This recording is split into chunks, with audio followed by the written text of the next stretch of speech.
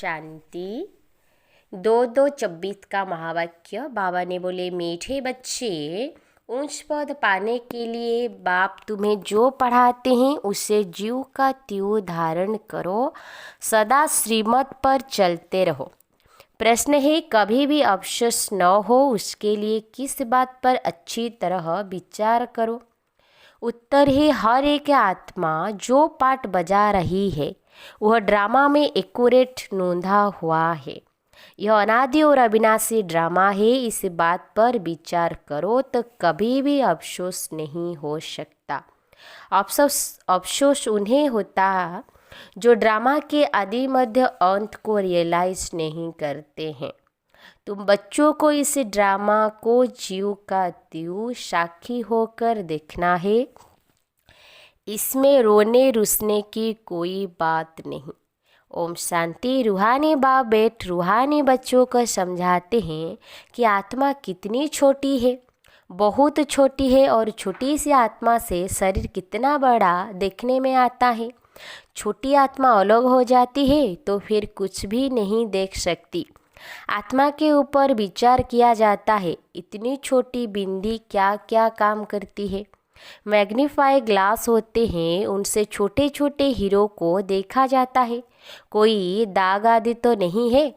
तो आत्मा भी कितनी छोटी है, कैसे मैग्नीफाई ग्लास है जिससे देखते हो, रहती कहाँ है, क्या कनेक्शन है। इन आँखों से कितना बड़ा धरती आसमान देखने में आता है। बिंदी निकल जाने से कुछ नहीं रहता। जैसे बिंदी बाप ऐसे बिंदी आत्मा, इतने छोटे आत्मा प्योर इम्प्योर बनती है। यह बहुत विचार करने की बातें हैं। दूसरा कोई नहीं जानते आत्मा क्या है, परमात्मा क्या है। इतनी छोटी आत्मा शरीर में रह क्या क्या बनाती है, क्या क्या देखती है। उस आत्मा में सारा पाठ भरा हुआ है। 84 का कैसे वह काम करती है वंडर है। इतनी छोटी सी बिंदी में 84 जन्म का पाठ नोंधा हुआ है। एक शरीर छोड़ दूसरा लेती है। शरीर से आत्मा निकल गई तो शरीर मर गया। कितना बड़ा शरीर है और कितनी छोटी आत्मा है। यह भी बाबा ने बहुत बार समझाया है कि मनुष्यों को कैसे पता पड़े कि यह सृष्टि का चक्र हर 5000 वर्ष बाद फिरता है। फलाना मरा, यह कोई नई बात नहीं। उनकी आत्मा ने यह शरीर छोड़ दूसरा लिया। 5000 वर्ष पहले भी इसी नाम रूप को इसी समय छोड़ा था। आत्मा जानती है हम एक शरीर छोड़ दूसरे में प्रवेश करती हूँ। अभी तुम शिव जयंती मनाते हो, दिखाते हो, 5000 वर्ष पहले भी शिव जयंती मनाई थी। हर 5000 वर्ष बाद शिव जयंती जो हीरे तुल्य है मनाते ही आते हैं। यह सही बातें हैं। विचार सागर मंथन करना होता है जो औरों को समझा सके।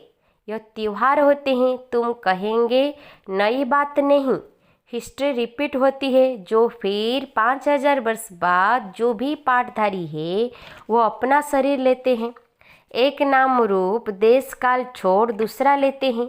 इस पर विचार सागर मंथन कर ऐसा लिखे जो मनुष्य वंडर खाए। बच्चों से हम पूछते हैं ना, आगे कब मिले हो। इतनी छोटी आत्मा से ही पूछना होता है ना, तुम इस नाम रूप में आगे कब मिले थे। आत्मा ने सुना तो बहुत कहते हैं, हाँ बाबा आपसे कलब पहले मिले थे। सारा ड्रामा का पार्ट बुद्धि में है। वो होते हैं हद के ड्रामा के एक्टर्स। यह है बेहद का ड्रामा। यह ड्रामा बड़ा एक्यूरेट है, इसमें जरा भी फर्क नहीं पड़ सकता। वह बाइस्कोप होते हैं, हद के मशीन पर चलते हैं। 2-4 रोल भी हो सकते हैं जो फिरते हैं। यह तो अनादि अविनाशी एक ही बेहद का ड्रामा है। इसमें कितनी छोटी आत्मा एक पार्ट बजाए फिर दूसरा बजाती है। 84 जन्म का कितना बड़ा फिल्म रोल होगा। यह कुदरत है। कोई की बुद्धि में बैठेगा। यह तो रिकॉर्ड मिसल बड़ा वंडरफुल है। 84 लाख तो हो न सके, 84 का ही चक्र है। इनकी पहचान कैसे दी जाए? अखबार वालों को भी समझाओ तो डालेंगे, मैगजीन में भी बड़ी घड़ी घड़ी डाल सकते हैं। हम इस संगम के समय की ही बात करते हैं। सतयुग में तो यह बातें होगी नहीं, न कलयुग में होगी। जानवर आदि जो भी कुछ है सबके लिए कहेंगे, फिर 5000 वर्ष के बाद देखेंगे। फर्क नहीं पड़ सकता, ड्रामा में सारी नोंद है। सतयुग में जानवर भी बहुत खूबसूरत होंगे। यह सारी वर्ल्ड की हिस्ट्री ज्योग्राफी रिपीट होगी। जैसे ड्रामा की शूटिंग होती है, मक्खी उड़ी वह भी निकल गई तो फिर रिपीट होगी। अब हम इन छोटी छोटी बातों का ख्याल तो नहीं करेंगे। पहले तो बाप खुद कहते हैं, हम कल्प कल्प संगम युगे इस भाग्यशाली रथ पर आता हूँ। आत्मा ने कहा, कैसे इसमें आते हैं? इतनी छोटी बिंदी है, उनको फिर ज्ञान का सागर कहते हैं। यह बातें तुम बच्चों में भी जो समझू है वह समझ सकते हैं। हर 5000 वर्ष के बाद मैं आता हूँ। कितनी यह वैल्यूबल पढ़ाई है। बाबा के पास ही एक्यूरेट नॉलेज है जो बच्चों को देते हैं। तुम्हारे से कोई पूछे, हम झट कहेंगे सतयुग की आयु 1250 वर्ष की है। एक एक जन्म की आयु 150 वर्ष होती है। कितना पाठ बजता है, बुद्धि में सारा चक्कर फिरता है। हम 84 जन्म लेते हैं, सारी सृष्टि ऐसे चक्र में फिरती रहती है। यह अनादि अविनाशी बना बनाया ड्रामा है, इसमें नई एडिशन हो नहीं सकती। गायन भी है, चित्ता ताकी कीजिए जो अनहोनी हुए। जो कुछ होता है ड्रामा में नूंद है, साक्षी होकर देखना पड़ता है। उस नाटक में कोई ऐसा पार्ट होता है तो जो कमज़ोर दिल वाले होते हैं वो रोने लग पड़ते हैं। है तो नाटक ना, यह रियल है। इसमें हर आत्मा अपना पार्ट बजाती है। ड्रामा कभी बंद नहीं होता है। इसमें रोने रुसने की कोई बात नहीं, कोई भी नई बात थोड़ी है। अफसोस उनको होता है जो ड्रामा के आदि मध्य अंत को रियलाइज नहीं करते। यह भी तुम जानते हो। इस समय जो हम इसी ज्ञान से पद पाते हैं, चक्कर लगाकर फिर वही बनेंगे। यह बड़ी आश्चर्यवत विचार सागर मंथन करने की बातें हैं। कोई भी मनुष्य इन बातों को नहीं जानते। ऋषि मुनि भी कहते थे, हम रचता और रचना को नहीं जानते हैं। उनको क्या पता कि रचना इतनी छोटी बिंदी है। वही नई सृष्टि का रचता है। तुम बच्चों को पढ़ाते हैं, ज्ञान का सागर है। यह बातें तुम बच्चे ही समझाते हो। तुम थोड़े ही कहेंगे हम नहीं जानते हैं।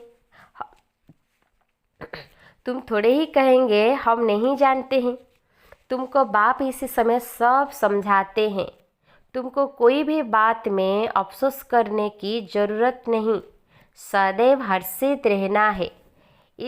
उस ड्रामा की फिल्म चलते चलते घिस जाएगी, पुरानी हो जाएगी, फिर बदली करेंगे, पुरानी को खलास कर देते हैं। यह तो बेहद का अविनाशी ड्रामा है। ऐसी बातों पर विचार कर पक्का कर लेना चाहिए, यह ड्रामा है। हम बाबा की श्रीमत पर चल पति से पावन बन रहे हैं और कोई बात हो नहीं सकती जिसी से हम पति से पावन बन जाए अथवा तमो प्रधान से सतो प्रधान बने। पाठ बजाते बजाते हम सतो प्रधान से तमो प्रधान बने हैं, फिर सतो प्रधान बनना है। न आत्मा विनाश को पा सकती, न पाठ विनाश को पा सकता। ऐसी बातों पर कोई का विचार नहीं चलता। मनुष्य तो सुनकर वंडर खाएंगे। वह तो सिर्फ भक्ति मार्ग के शास्त्र ही पढ़ते हैं। रामायण, भागवत गीता आदि वही है। उसमें तो विचार सागर मंथन करना होता है। बेहद का बाप जो समझाते हैं उसको जीव का त्यों हम धारण कर ले तो अच्छा ही पद पा ले। सब एक जैसी धारणा नहीं कर सकते हैं।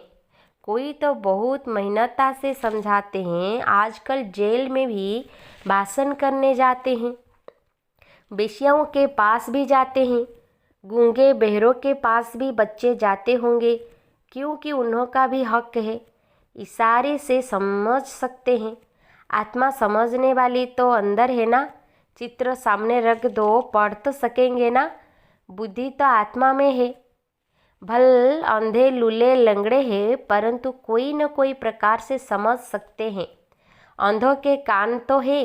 तुम्हारा सीढ़ी का चित्र तो बहुत अच्छा है। यह नॉलेज कोई को भी समझाकर स्वर्ग में जाने लायक बना सकते हो। आत्मा बाप से वर्षा ले सकती है, स्वर्ग में जा सकती है। करके अर्गान्स डिफेक्टेड है। वहाँ तो लूले लंगड़े होते नहीं। वहाँ आत्मा और शरीर दोनों कंचन मिल जाते हैं। प्रकृति भी कंचन है। नई चीज़ जरूर सत्व प्रधान होती है। यह भी ड्रामा बना हुआ है। एक सेकंड न मिले दूसरे से कुछ न कुछ फर्क पड़ता है। इसे ड्रामा को जीव का त्यों साक्षी होकर देखना है। अब नॉलेज तुमको अब मिलती है, फिर कभी नहीं मिलनी है। आगे यह नॉलेज थोड़ी ही थी। यह अनादि अविनाशी बना बनाया ड्रामा कहा जाता है। इसको अच्छी रीति समझ और धारण कर किसी को भी समझाना है। तुम ब्राह्मण ही इस ज्ञान को जानते हो। यह तो ताकत की दवा तुमको मिलती है। अच्छी से अच्छी चीज़ की महिमा की जाती है। नई दुनिया कैसे स्थापन होती है, फिर से यह राज्य कैसे होगा, तुम्हारे में भी नंबर बार जानते हैं। जो जानते हैं वह दूसरों को समझा भी सकते हैं। बहुत खुशी रहती है। किन्हों को तो पाई की खुशी नहीं है। सबका अपना अपना पाठ है। जिनको बुद्धि में बैठता होगा, विचार सघन मंथन करते होंगे, तो दूसरों को भी समझाएंगे। तुम्हारी यह है पढ़ाई, जिससे तुम यह बनते हो। तुम कोई को भी समझाओ कि तुम आत्मा हो। आत्मा ही परमात्मा को याद करती है। आत्मा ही सब ब्रदर्स है। कहावत है गड़ी जीवन। बाकी सब मनुष्य में आत्मा है। सब आत्माओं का पारलौकिक बाप एक है। जो पक्के निश्चय बुद्धि होंगे उनको कोई फिरा नहीं सकते। कच्चे को जल्दी फिरा देंगे। सर्वव्यापी के ज्ञान पर कितनी डिबेट करते हैं, वो भी अपने ज्ञान पर पक्के हैं। हो सकता है हमारे इस ज्ञान का न हो। उनको देवता धर्म का कैसे कह सकते। आदि सनातन देवी देवता धर्म तो प्राय लोप है। तुम बच्चों को मालूम है हमारा ही आदि सनातन धर्म पवित्र प्रवृत्ति वाला था। अब तो अपवित्र हो गया है। जो पहले पूज्य थे वही पुजारी बन पड़े हैं। बहुत पॉइंट्स कंठ होगी तो समझाते रहेंगे। बाप तुमको समझाते हैं, तुम फिर औरों को समझाओ कि यह सृष्टि चक्र कैसे फिरता है।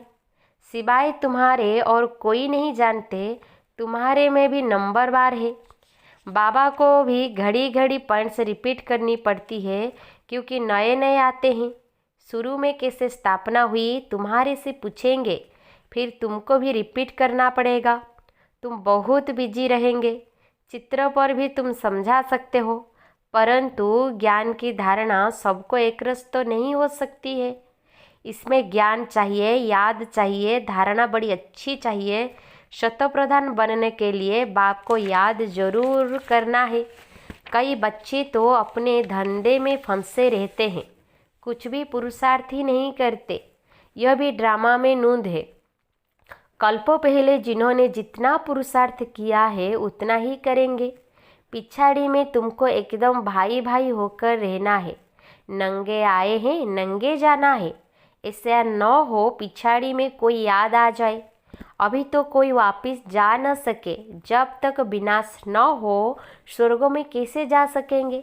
जरूर या तो सूक्ष्म वतन में जाएंगे या यहाँ ही जन्म लेंगे। बाकी जो कमी रही होगी उसका पुरुषार्थ करेंगे। वह भी बड़े हो तब समझ सके। यह भी ड्रामा में सारी नूंद है। तुम्हारी एकरस अवस्था तो पिछाड़ी में ही होगी। ऐसे नहीं लिखने से सब याद हो सकता है। फिर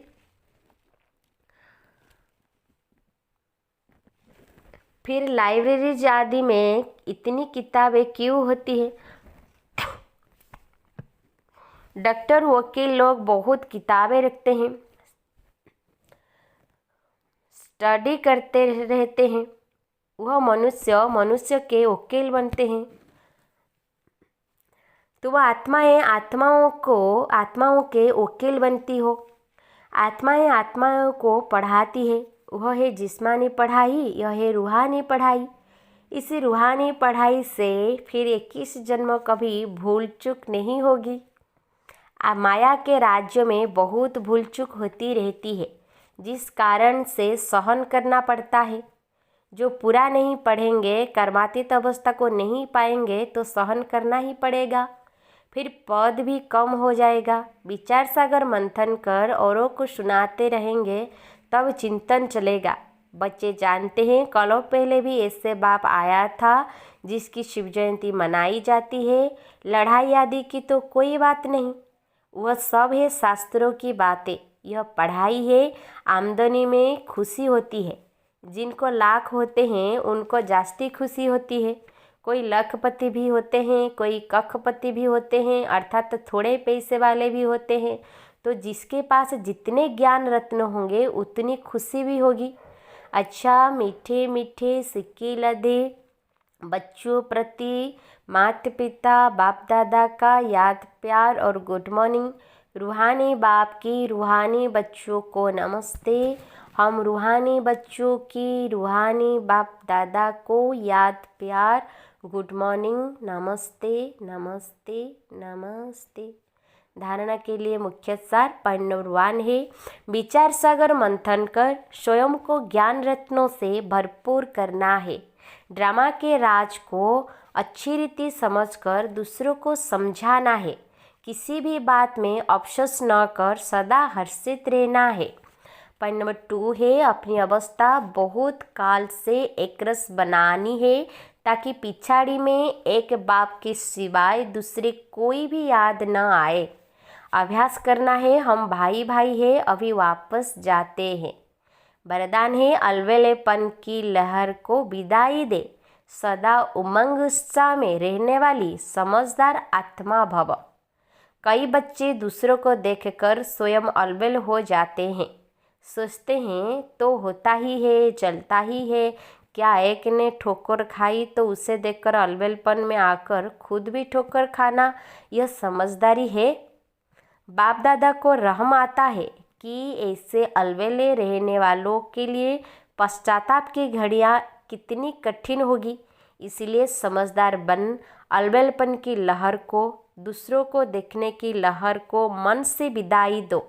औरों को नहीं देखो, बाप को देखो। स्लोगन है, वारिस क्वालिटी तैयार करो तब प्रत्यक्षता का नगाड़ा बजेगा। अच्छा, ओम शांति, ओम शांति।